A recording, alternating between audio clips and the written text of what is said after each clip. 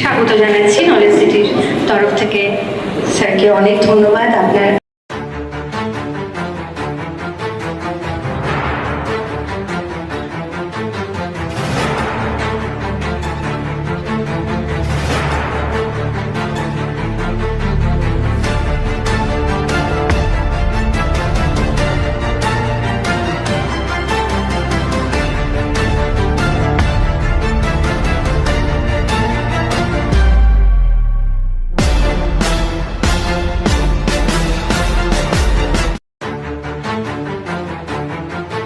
আমি এর আগে কখনো এই জায়গায় আসিনি নলেজ সিটিতে। আজকে এসে আমার খুব ভালো লেগেছে। আজকের দিনটা আকাশ তো মেঘলা হয়ে যাচ্ছে সকাল থেকে, এবং শান্তিনিকেতনের যে রূপটা সেটা এই জায়গাটায় পাচ্ছি এখন। সেই জায়গাটাই আজকে দেখলাম যে পুরো শান্তিনিকেতন হয়ে যাচ্ছে।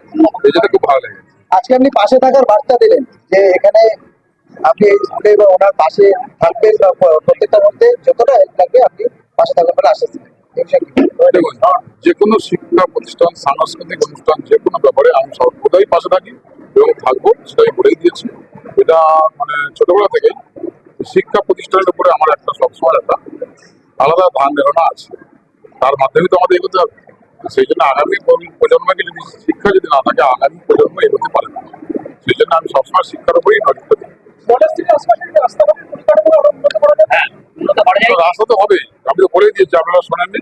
বিধানসভাতে আমি প্রপোজাল দিয়ে দিয়েছি যে ডায়মন্ড রোডটা 4 লেন রাস্তা হবে, এটা করতে হবে, আমতলা ওভারব্রিজ হবে, সব বলে দিচ্ছি। রাস্তা ডেভেলপমেন্ট হয়ে যাবে।